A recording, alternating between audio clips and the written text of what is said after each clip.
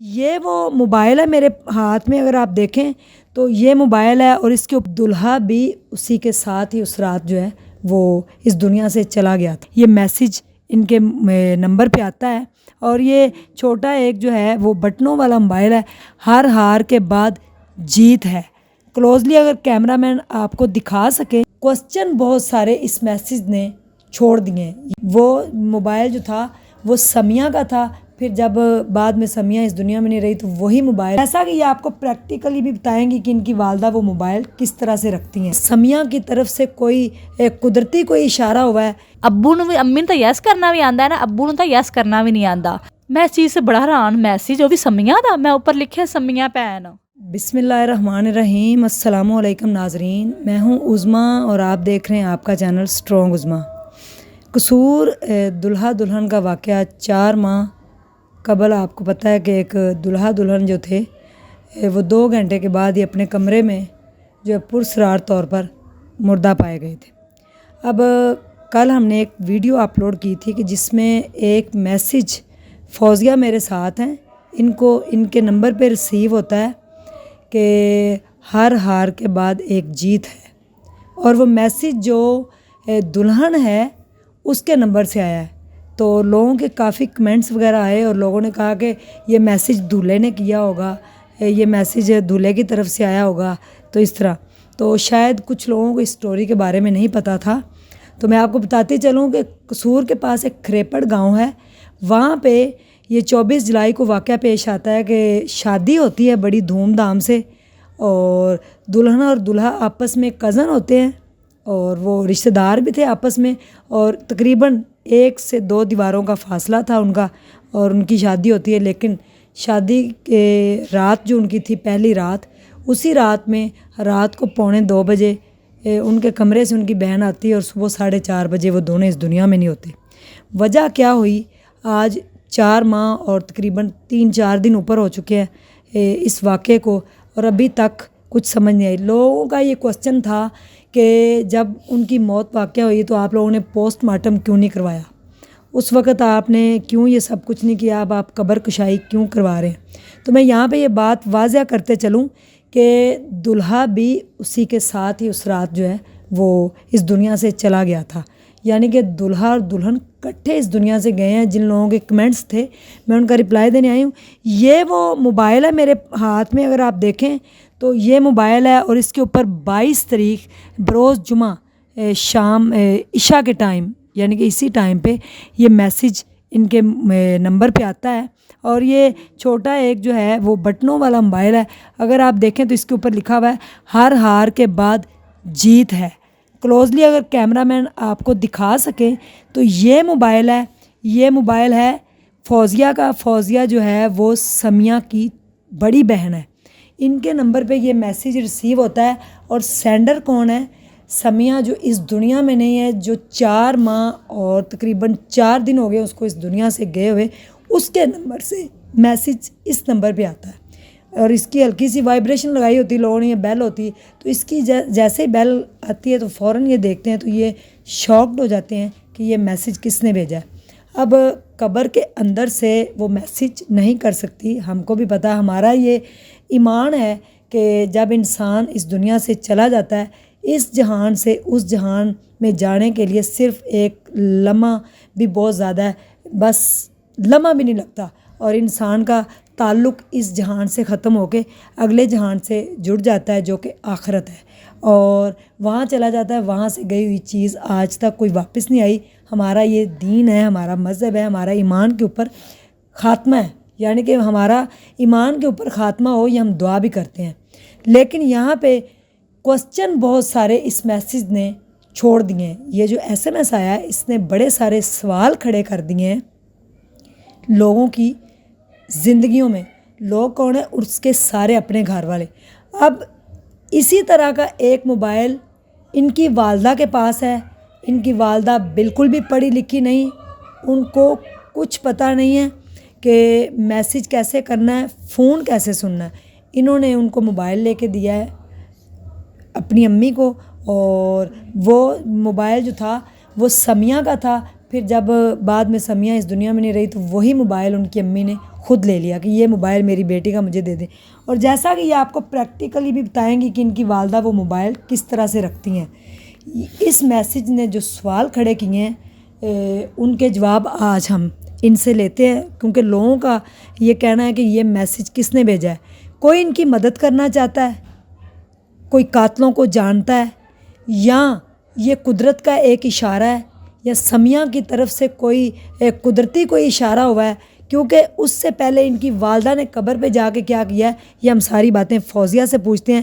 Message screen کے اوپر بھی آپ کو نظر آ رہا ہوگا، اور میرے ہاتھ میں وہ موبائل بھی ہے جس کے اوپر وہ میسیج آیا. السلام علیکم. وعلیکم السلام. فوزیہ، لوگوں کے بڑے سارے کوسچن ہیں، وہ کہہ رہے ہیں کہ یہ جو میسیج ہے یا تو آپ کی کوئی مدد کرنا چاہتا ہے، یا پھر جو دشمن ہے شرافت بھائی کا اور سمیہ کا ان میں سے کسی نے کیا ہے. لیکن یہ میسیج جو ہے اس سے پتہ یہ چلتا ہے کہ آپ کی کوئی مدد کرنا چاہ رہا ہے، یہ قدرتی اشارہ ہے. یہ میسیج جب آپ کو ریسیو ہوا ہے اس سے پہلے آپ کی بہن جو ہے نسرین بتا رہی تھی کہ آپ کی امی قبر پہ گئی ہیں، پھر اس کی بعد جو ہے آپ کی بہن، آپ کی دوسری جو بڑی بہن، اس کے خواب میں بھی آ کے انہوں نے کچھ کہا. ہاں جی ایسے ہی ਜਿਹੜੀ ਗੱਲ ਹੈ ਨਾ ਮੈਸੇਜ ਕਿਸੇ ਦੁਸ਼ਮਣ ਜਾਂ ਮਤਲਬ ਕਿ ਉਧਰੋਂ ਮਾਮੂਆਂ ਘਰ ਕੀਤਾ ਹੈ. ਮਾਮੂ ਤਾਂ ਸਾਡੇ ਦਰਵਾਜ਼ੇ ਤੱਕ ਉਹਨਾਂ ਦੀ ਹਿੰਮਤ ਨਹੀਂ, ਜਿਸ ਟਾਈਮ ਦਾ ਰੌਲਾ ਪਿਆ ਹੈ ਨਾ ਕਿ ਮਾਮੂ ਸਾਡੇ ਦਰਵਾਜ਼ੇ ਤੱਕ ਨਹੀਂ ਗੁਜ਼ਰਦੇ. ਜੀ ਘਰ ਤਾਂ ਦੂਰ ਦੀ ਗੱਲ ਹੈ, ਅੰਮੀ ਦਾ ਮੋਬਾਈਲ ਹੱਥ ਪਕੜਨ ਦੀ ਦੂਰ ਦੀ ਗੱਲ ਹੈ. ਦੂਸਰੀ ਗੱਲ ਉਹ ਘਰ ਵਿੱਚ ਮੇਰੀ ਅੰਮੀ, ਅੱਬੂ ਤੇ ਭਾਬੀ ਦੂਲੇ ਦੀ ਭੈਣ ਹੈ, ਉਹ ਸਾਡੀ ਭਾਬੀ ਹੈ. ਅੱਛਾ, ਉਹ ਪੜ੍ਹੀ ਲਿਖੀ ਹੈ, ਉਹਨੂੰ ਮੈਸੇਜ ਕਰਨਾ ਆਉਂਦਾ? ਬਿਲਕੁਲ ਨਹੀਂ ਪੜ੍ਹੀ ਲਿਖੀ. ਉਹਨੂੰ ਤਾਂ ਇੰਨਾ ਨਹੀਂ ਪਤਾ ਕਿਸੇ ਨੇ ਮਿਸ ਕਾਲ ਕੀਤੀ, ਉਹ ਮਿਸ ਕਾਲ ਨਿਕਾਲ ਕੇ ਉਹਦੇ 'ਤੇ ਬੈਕ ਕਾਲ ਕਰਨੀ ਹੈ, ਉਹਨੂੰ ਇੰਨਾ ਨਹੀਂ ਪਤਾ. ਦੂਸਰੀ ਗੱਲ ਇਹ, ਉਹ ਤਾਂ ਜਿਸ ਟਾਈਮ ਦਾ ਅਸੀਂ ਕਬਰਕੁਸ਼ਾਈ ਦਾ ਰੌਲਾ ਪਿਆ ਹੈ ਨਾ, ਉਹ ਘਰ ਛੋੜ ਕੇ ਗਈ ਹੈ, ਉਹ ਆਪਣੀ ਅੱਬੂ ਘਰ ਗਈ ਹੈ. ਮਾਮੂ ਲੋਕ ਉਹਨੂੰ ਲੈ ਗਏ ਨੇ. ਸਿਰਫ ਇੱਕ ਤਕਰੀਬਨ 10-15 ਦਿਨ ਤੋਂ ਇਸ ਘਰ 'ਚ ਅੰਮੀ ਤੇ ਅੱਬੂ ਬਸ. ਅੱਬੂ ਨੂੰ ਵੀ, ਅੰਮੀ ਨੂੰ ਤਾਂ ਯੈਸ ਕਰਨਾ ਵੀ ਆਉਂਦਾ ਹੈ ਨਾ, ਅੱਬੂ ਨੂੰ ਤਾਂ ਯੈਸ ਕਰਨਾ ਵੀ ਨਹੀਂ ਆਉਂਦਾ. ਦੂਸਰੀ ਗੱਲ ਕਿ ਅੰਮੀ ਦਾ ਮੋਬਾਈਲ ਕੋਈ ਪਕੜ ਹੀ ਸਕਦਾ ਹੀ ਨਹੀਂ ਦਾ, ਮੁਹੱਲੇ ਵਾਲੇ ਵੀ, ਕਿਉਂਕਿ ਪਿੰਡ ਨੂੰ ਫੜਿਆ ਹੋਇਆ ਉਸ ਦਿਨ ਤੋਂ. ਅੰਮੀ ਜਿਸ ਟਾਈਮ ਦੀ ਸਮੀਆਂ ਨਹੀਂ ਨਾ ਦੁਨੀਆ 'ਤੇ ਹੈ, ਅੰਮੀ ਨੇ ਮੋਬਾਈਲ ਕਦੀ ਨਿਕਾਲਿਆ, ਅੰਮੀ ਕਦੀ ਝੋਲੀ 'ਚ, ਕਦੀ ਇੱਧਰ ਕਦੀ ਉੱਧਰ, ਕਿ ਅੰਮੀ ਨੂੰ ਇਹ ਹੁੰਦਾ ਕਿ ਮੇਰੀ ਕਿਸੇ ਬੇਟੀ ਨੇ ਫ਼ੋਨ ਕਰਨਾ ਹੈ, ਮੇਰੇ ਕਿਸੇ ਬੇਟੇ ਨੇ ਫ਼ੋਨ ਕਰਨਾ ਹੈ, ਕਿ ਅੰਮੀ ਚਾਰਪਾਈ 'ਤੇ ਵੀ ਨਹੀਂ ਮੋਬਾਈਲ ਜਲਦੀ ਕਿਤੇ ਰੱਖਦੇ, ਹੱਥ ਵਿੱਚ ਹੀ ਰੱਖਿਆ. ਆਉਂਦੀ ਪੁੱਤਰ ਮੈਂ ਤਾਂ ਲੋਕ ਕਹਿੰਦੇ ਤੂੰ ਤਾਂ ਪਾਗਲ ਬਣ ਗਈ, ਮੋਬਾਈਲ ਨੂੰ ਤਾਂ ਤਵੀਜ਼ ਹੀ ਬਣਾ ਲਿਆ ਗਲੇ ਦਾ. ਅੰਮੀ ਕਹਿੰਦੀ ਕੋਈ ਮੇਰੀ ਧੀ ਨਾ ਫ਼ੋਨ ਕਰ ਦੇ, ਮੇਰਾ ਕੋਈ ਪੁੱਤਰ ਨਾ ਫ਼ੋਨ ਕਰ ਦੇ. ਜੁਮੇ ਵਾਲੀ ਰਾਤ ਮੈਂ ਵੇਖਦੀ ਕਿ ਇਸ ਟਾਈਮ ਦੀ ਗੱਲ ਕਿ ਫੋਨ ਮੈਸੇਜ ਆਇਆ, ਕੋਈ ਵੀ ਫੋਨ ਮੈਸੇਜ ਆਵੇ ਨਾ ਤਾਂ ਮੈਂ ਨੱਸ ਕੇ ਮੋਬਾਈਲ ਨੂੰ ਪਕੜਨੀ ਆ, ਕਿਤੇ ਮੇਰੀ ਅੰਮੀ ਨੇ ਤਾਂ ਨਹੀਂ ਕਿਸੇ ਕੋਲ ਮੈਨੂੰ ਕਾਲ ਕਰਵਾ ਲਈ, ਖੁਦ ਤਾਂ ਅੰਮੀ ਕਰ ਨਹੀਂ ਸਕਦੇ. ਮੈਂ ਵੇਖਿਆ ਤੇ ਮੈਸੇਜ, ਮੈਂ ਇਸ ਚੀਜ਼ ਸੇ ਬੜਾ ਹੈਰਾਨ, ਮੈਸੇਜ ਉਹ ਵੀ ਸਮੀਆਂ ਦਾ, ਮੈਂ ਉੱਪਰ ਲਿਖਿਆ ਸਮੀਆਂ ਭੈਣ, अपने नंबर पे समिया का नाम लिखा है. जब मैं ओके किया तो समिया, अगर आप देखें तो गौर से देखें तो इसके ऊपर समिया बहन लिखा हुआ है. इसी तरह का मोबाइल उनके पास है नंबरों वाला. हाँ जी ऐसे ही है जी. मैंने देखा समिया बहन मैसेज, मेरा तो मैनू तो पता नहीं जिस तरह खुशी मेरा जिसम के लूह कंडे खड़े हो गए, मेरे दिल की धड़कन तेज़ हो गई. मैं जल्दी ना बाजी ने फ़ोन किया, बाजी मेरे नाल वाले घर रही, मेरी बड़ी बहन है. बाजी है गल है, बाजी सारे असी जमा हो गए. अम्मी ने फ़ोन किया, अम्मी कहती पुत्र मैं तो मोबाइल नूं हाथ च रखिया, फिलहाल हुण तां साडे घर कोई आया गया भी नहीं, किसी ने मेरा मोबाइल पकड़े, असीं दोनों पए हैं कल्ले, समिया नूं याद करने पे हैं ते रो रहे हैं, मोबाइल पुत्र किन्ने फड़ना है. मैं अम्मी मैसेज आया. अम्मी बेचारी कहती मैसेज की हुंदा है, मैं अम्मी नूं की समझावां. फिर अम्मी मैसेज कि मैं भाई इमरान ਨੂੰ फ़ोन ਕੀਤਾ, ਉਹ ਕਸੂਰ ਸੀ, ਉਹਨੂੰ ਵੀ, ਉਹ ਵੀ ਰੋਣ ਲੱਗ ਗਿਆ, ਬਾਜੀ ਵੀ ਰੋ ਰਹੀ, ਬੱਚੇ ਵੀ ਚੀਖਾਂ ਮਾਰ ਮਾਰ ਕੇ ਰੋ ਰਹੇ, ਸਮੀਆਂ ਆਈ ਹੈ. ਇਹ ਖੁਦ ਅਸੀਂ ਪਰੇਸ਼ਾਨ ਆ ਕਿ ਮੈਸੇਜ ਕਿਸ ਤਰ੍ਹਾਂ ਆ ਸਕਦਾ ਹੈ ਜੀ. ਸਾਡੇ ਘਰ 'ਚ ਕੋਈ ਪੜ੍ਹਿਆ ਲਿਖਿਆ ਨਹੀਂ, ਜਿਹੜੇ ਪੜ੍ਹੇ ਲਿਖੇ ਨੂੰ ਦੂਰ ਦੂਰ ਰਹਿੰਦੇ ਨੇ, ਕੋਈ ਲਾਹੌਰ ਰਹਿੰਦਾ ਹੈ, ਕੋਈ ਕਸੂਰ ਰਹਿੰਦਾ ਹੈ, ਤੇ ਕਿੰਨੇ ਮੈਸੇਜ ਕੀਤਾ ਇਸ ਚੀਜ਼ ਤੋਂ ਤਾਂ ਅਸੀਂ ਖੁਦ ਪਰੇਸ਼ਾਨ. ਦੂਸਰੀ ਗੱਲ ਕਿ ਮਾਮੂਆਂ ਕਰੋ ਕੋਈ ਨਹੀਂ ਕਰ ਸਕਦਾ, ਉਹ ਸਾਡੇ ਦਰਵਾਜ਼ਾ ਨਹੀਂ ਗੁਜ਼ਰ ਸਕਦੇ, ਤੇ ਘਰ ਆਣ ਕੇ ਮੋਬਾਈਲ ਪਕੜਨਾ ਤਾਂ ਬੜੀ ਦੂਰ ਦੀ ਗੱਲ ਹੈ. ਮੋਬਾਈਲ ਤੁਹਾਡੀ ਅੰਮੀ ਦੇ ਹੱਥ 'ਚੋਂ ਕੋਈ ਛੀਨ ਕੇ ਤਾਂ ਨਹੀਂ ਕਰਦਾ, ਸਾਡੇ ਘਰ ਸਾਡੇ ਤੱਕ ਗੁਜ਼ਰਦੇ ਨਹੀਂ ਦਰਵਾਜ਼ੇ ਤੱਕ ਜਲਦੀ ਕਿਤੇ. ਤੇ ਦੂਸਰੀ ਗੱਲ ਭਾਬੀ ਕਿਸੇ ਕੋਲ, ਮੈਂ ਅਸੀਂ ਇੱਕ ਦਿਨ ਸੋਚਿਆ ਕਿ ਭਾਬੀ ਨੇ ਕਰਵਾ ਲਿਆ. ਭਾਬੀ ਨੂੰ ਤਾਂ ਅੱਜ ਮਹੀਨਾ ਹੋ ਗਿਆ ਆਪਣੀ ਅੰਮੀ ਘਰ ਗਈ ਰੁੱਸ ਕੇ, ਜਿਸ ਤਰ੍ਹਾਂ ਅਸੀਂ ਕਬਰਕਸ਼ਾਈ ਦਾ ਨਾਮ ਲਿਆ ਨਾ, ਉਹਨੂੰ ਲੈ ਗਏ ਨੇ. ਫਿਰ ਕਿੰਨੇ ਕੀਤਾ ਹੈ ਮੈਸੇਜ? ਸਮੀਆਂ ਦੇ ਨੰਬਰ ਤੋਂ ਸੈਂਡ ਹੋਇਆ, ਕਿੱਥੋਂ ਆਇਆ ਇਹ ਚੀਜ਼ ਹੀ ਸਾਨੂੰ ਵੀ ਨਹੀਂ ਸਮਝ. जी आप लोगों के बड़े सारे क्वेश्चन हैं कि कैसे उनकी मौत वाक़या हुई है, तो इसी की वजह मालूम करने के लिए कब्र कुशाई इन्होंने कहा. जब इनकी बहन इस दुनिया में नहीं रही उस वक़्त इनको खुद भी होश नहीं थी, यानी कि पूरा गांव जो है वो भी समझ नहीं आ रही. डॉक्टरों ने इनसे कहा भी कि आप मौत की वजह जानना चाहते हैं कि इनकी मौत किस तरह हुई है क्या, लेकिन इन्होंने अपनी बहन को एम्बुलेंस में भी नहीं डाला, ये अपने सीने से लगा के हॉस्पिटल लेके गए हैं, वहीं से वापस लेके आए हैं. तो अब इन्होंने कब्रकुशाई का मुतालबा क्यों किया कि जान सकें उस दिन समिया और शराफत के साथ उस कमरे में हुआ क्या था. शराफत भाई को अगर देखा जाए तो माशाल्लाह उनकी हाइट जो है वो 6.5 फीट है. 6.5 फीट से ज़्यादा उनकी हाइट है और वो माशाल्लाह से माशाल्लाह, अगर बंदा कहे ना कि कोई बंदा अंदर आया तो उनको मारपीट की है, तो ऐसा भी नहीं हो सकता। क्योंकि गांव में अच्छा लोगों का ये भी क्वेश्चन है कि इतनी जल्दी दूल्हा दुल्हन को कौन उठाता है 4:30 बजे, लेकिन आगे से फिर किसी का भला हो, कुछ लोग समझदार में उन्होंने रिप्लाई भी किया हुआ था कि गांव में जो है वो लोग जो हैं वो सुबह अजानों से पहले उठ जाते हैं। शहर जैसा माहौल गांव में बिल्कुल नहीं होता, लोग अजानों से पहले उठते हैं, बल्कि तहज्जुद टाइम ही उठ जाते हैं और उसके बाद वो नमाज वगैरह सब कुछ करके अपना काम वगैरह करके तो इशा की नमाज़ पढ़ के लोग सो जाते हैं, ज़िम्मेदारा करते हैं मोस्टली। लेकिन अगर शादी हुई हो तो शादी वाले दिन भी दूल्हा दुल्हन को अजानों से पहले ही लोग उठा देते हैं। आपको पता है, जैसा कि उन्होंने मैसेज का जवाब दिया कि उन्होंने गुस्ल करना है, 100 मामला आता है, उसके बाद उनका नाश्ता फ़ौरन से लेके आ जाते हैं गाँव में। इसीलिए उन दूल्हा दुल्हन को 4:30 बजे सुबह दरवाज़ा नॉक करके उठाया गया था, लेकिन वो उठ नहीं रहे थे। इन्होंने फिर इसी मोबाइल से फ़ोन किया तो आगे से दूल्हे की बेल बाहर तक आ रही थी और ये कह रहे थे कि वो हमारे साथ कोई शरारत कर रहा है। मैंने कहा बेल भी आ रही है, सिर्फ अम्मी कह रही सी कि पुत्र लेट हो गया, दिन चढ़ गया है, तुसी अगे उठाया ही नहीं जाके, कि जाना तो पहले भी उठा देंदे ने। क्योंकि यहाँ पे क्योंकि 24 जुलाई को शादी हुई है, तो अगर आप देखें तो जून, मई, जून, जुलाई, अगस्त, इसमें 30 जून था, 23 जून को शादी हुई। तो जून में अगर देखें तो सुबह 3:30 बजे अजानें हो जाती हैं, उसके फ़ौरन बाद 4, 4:15 बजे बिल्कुल सफ़ेद दिन निकल आता है और नमाज भी उसका टाइम मेरे ख्याल में 4, 4:30 बजे तक रहता है, इसके बाद नमाज का टाइम नहीं होता जी। वो अम्मी कह रही सी तुसी पुत्र लेट हो गया, ये सम्मियां दी कोई मैनू नहीं लगता कोई उधर उठे ने, इस वास्ते असीं भाभी ने उधर उठाया, भाभी जाके अपने भाई नूं उठाओ, दिन इन्ना चढ़ गया। अम्मी पिंडा थावां तो 3 बजे तो ही पहले उठा देते ने, ते उस अम्मी ने मतलब उठाया, मैं उठाया जाके, मैं अम्मी कहती पुत्र अपना हक नहीं बनता। मैं कि अम्मी हक नूं छोड़, अपनी भैन है, आपां मामू है साडा, फिर की मैं चली जानी। अम्मी कहती पुत्र नहीं तू अपना काम कर, मैं ना खीर बना दी पी सा। ते अम्मी मैं वेख्या कमरे च गई चली है, तो मैं अम्मी ने वेख्या अम्मी कमरे चली गई, मैं चोरी ना निकल आई हाँ, मैं जुत्ती भी नहीं पहननी। मैं चल जल्दी ना सम्मियां ने वेख के ना तो फिर मैं नस के आ जावांगी। तो जे मैं गई हाँ तो मैं जाके दरवाज़ा मैं ही खड़काया, मैं तो भाभी दोनों गई। फ़ोन कर रही थी आप? पहले नहीं किया, पहले मैं जाया दरवाज़ा खड़काया, आस्ता आस्ता सारे लोग बाहर दरवाजे तक अगे 4 पाइयां सी, तो मैं नहीं खोलिया। मैं कि एडे भी होश हो के सोए ने कि दरवाज़ा नहीं खोलिया। मैं जल्दी ना अपना मोबाइल मेरे हाथ से, मैं शराफत के नंबर पर फ़ोन किया, दूल्हे के नंबर पर बैल की आवाज़ आ रही है। मैं क्या नहीं खोलिया, नहीं मतलब बैल की आवाज़, फ़ोन नहीं उठा रहा। मैं इन्नियां कालां कीतियां, नहीं मेरा ना बाजी इस तरह जिवें दिल नूं खिच नहीं पई कि मेरे जिसम कंबिया कि इन्नी भी बेहोशी कांदी गए। मैं बड़ा मेरे तकरीबन जल्दी ना 2 हत्थां नाल ना इंज जोश नाल ना दरवाजे नूं हत्थ लाया, दरवाज़ा खुल गया। अच्छा जे मैं वेख्या तो सम्मियां लेटी, शराफत नीचे गिरिया ते अद्धा 4 पाई ते मैं चीखां ही मारियां। मैं नहीं किसी ने कहा की होया है कि बाजी उधरों आ गए, अम्मी लोग सारे आ गए। इन्हां दे उठण तो पहले अम्मी हरी उधरों आ गए, इंज कंधा एक कंध सी टप के आ गए अम्मी बाजी। इन्हां आण के उन्हां शराफत नूं कड्ढिया, सम्मियां बाजी ने सम्मियां नूं कड्ढे लिया के 4 पाई ते पा दित्ता। डॉक्टर आ गया, ना पता किदों सम्मियां तो खत्म है सारियां पैरां सी। डॉक्टर ते गल पै गईयां की मतलब खत्म है, तुहानूं नहीं पता। असीं जल्दी नाल कार आईयां, पिंड दियां कोई कारां सी, दोवां असीं कारां च पिछलियां सीटां पर सम्मियां तो असीं बहा के लगाया, इंज मूँह नूं हत्थ लाया कि नीचे ना गिरे। पता ही नहीं सी सम्मियां नूं कुछ होया। शराफत नाल होर लोग सी, असीं अपनी भैन नाल सी, असीं अपनी भैन नूं गो च बिठा लिया ना, इंज लटा लिया दोनों पैरां पिछली सीट ते बैठ के ना, ते गो च लटा लिया। कदी उन्होंने असीं सीधा करिए, कदी मैं अपने इंज करके ना होंठ गिले करां, सम्मियां तेरे होंठ खुश्क होए ने। बाजी कदे उन्हें होंठ बार बार गिले करिए क्योंकि कार च पानी तो है नहीं सी। मैं होंठ उन्हें गिले करा, मेरी भैन के होंठ ना खुश्क होए, मैं बार बार अपना इंज लगा के ना तो उन्हें होंठ गिले करा। हाँ सारे राह से उन्हें कभी बाजू सीधे करिए, कभी उन्हें हाथ सीधे करिए। दूसरी गल कि पोस्ट माडल की गल है ना, सानू पिंडां थमां लोक नहीं सी पता पोस्ट माडल की है। सुनिया सी कि कहंदे सी लाश लै जांदे ने, फिर 2 दिन बाद देंदे ने, 1 दिन बाद देंदे ने, उन्होंने इंज कर देंदे ने। सोचा एड्डी सोहनी साडी भैन उन्होंने की करन दे, उन्हें जिसम ते सुइयां लान दे। इस चीज़ ही सोच के कि वेखो साडा दिल इंज दा है कि बाजी असीं एंबूलेंस नहीं सी पांदे पए, साडियां चीखां निकलियां सी, असीं एंबूलेंस नहीं पाना, एंबूलेंस तो मरिया नूं पांदे ने, असीं सम्मियां नूं एंबूलेंस च नहीं पाना। असीं वापसी भी कार ते बिठा लाइयां पा के असीं एंबूलेंस, असीं वाइट पट्टी बन्नन, असीं पट्टी नहीं सी बन्नन दित्ती।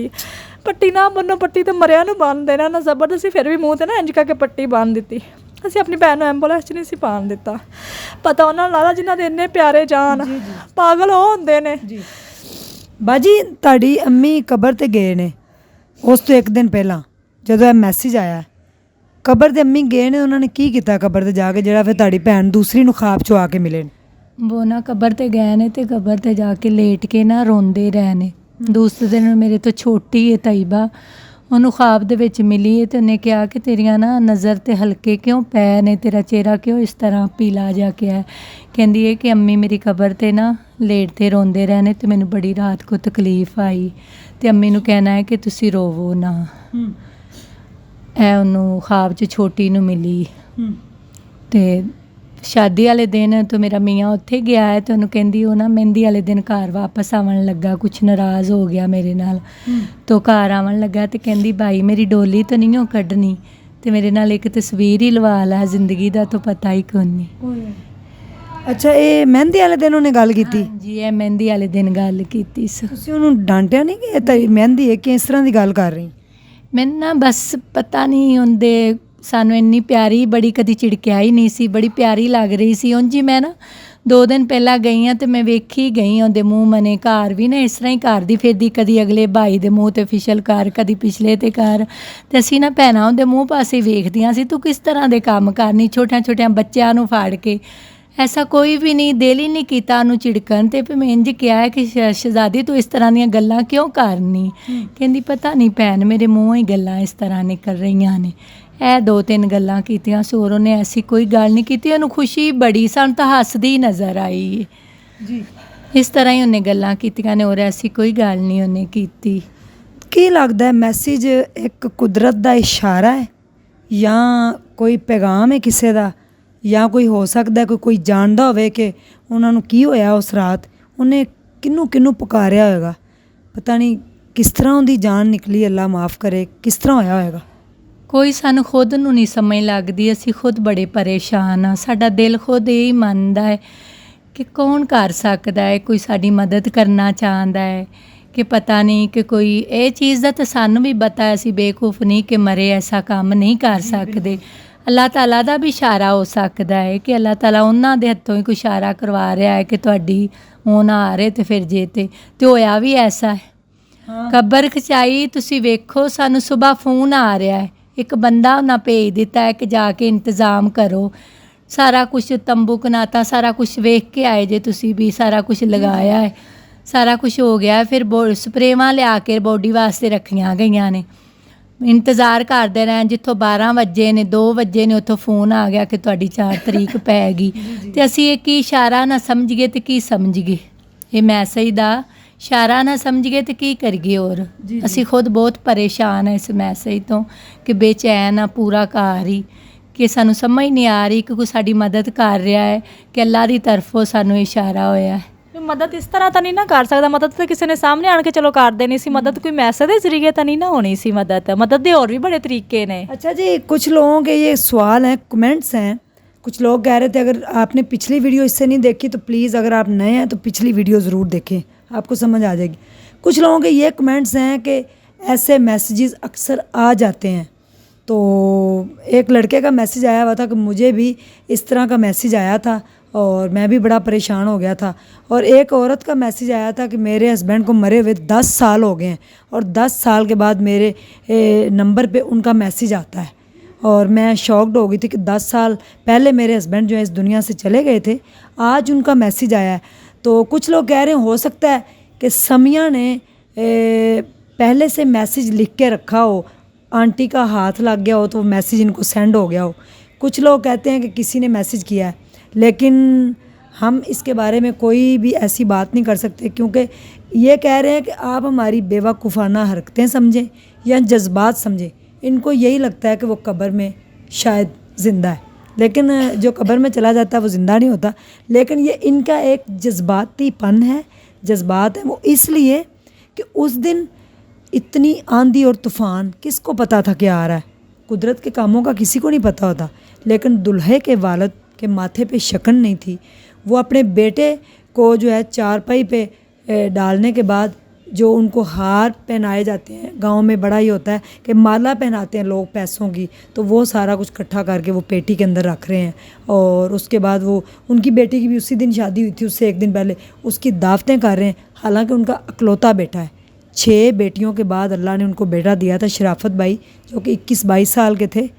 ये कहने को भी दिल तो नहीं मानता करता, लेकिन मैं कहूँगी कि अल्लाह पाक उनको जन्नत और फिरदौस में दोनों को आला मुकाम दे, क्योंकि वो दोनों निकाह में आ चुके थे, मियाँ बीवी बन चुके थे, और उसके बाद उनकी वो रात थी, उनकी आगे ज़िंदगी शुरू होनी थी, लेकिन उनकी ज़िंदगी शुरू होने से पहले ख़त्म क्यों कर दी गई? ये मैसेज क्या इशारा है? और हमारा ख़ात्मा भी ईमान पे है कि कब्र के अंदर से कोई मैसेज नहीं कर सकता। मैंने ये क्वेश्चन मार्क इसलिए दिया था कि समिया कब्र के अंदर से मैसेज करेगी, ये कैसे हो सकता है? और ये कहते हैं कि वो शायद ज़िंदा है, हमें लगता है कि वो आ जाएगी, हमें लगता है कब्र कुशाई होगी तो उसके अंदर से वो ज़िंदा निकल आएगी। बहरहाल कब्र कुशाई होगी, उसके बाद पता चलेगा, पोस्टमार्टम होगा, DNA होगा मेरे ख्याल में अब तो, और उसके बाद पता चलेगा।